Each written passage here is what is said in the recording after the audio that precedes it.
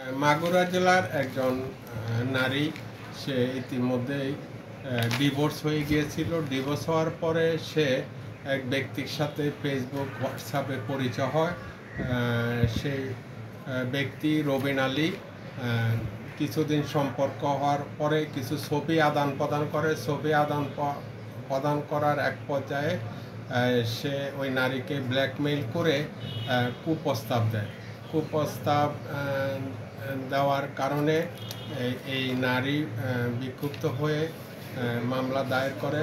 আজকে সেই রবিন আলীর জামিন আবেদন অবকাশকালীন বেঞ্চ মহামান্য হাইকোর্টের মোহাম্মদ রুহুল কুদ্দুস এবং মোহাম্মদ আলী রাজা দ্বৈত বেঞ্চে শুনানি হয়।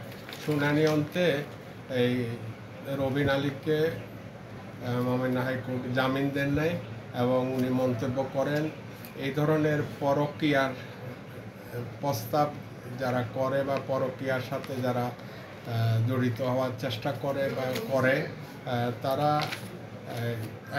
10টি খুনের সমান অপরাধ করে। হাইকোর্ট তাদের এই অপরাধকে কোনোভাবে প্রশ্রয় দিতে পারে না। ঠিক আছে।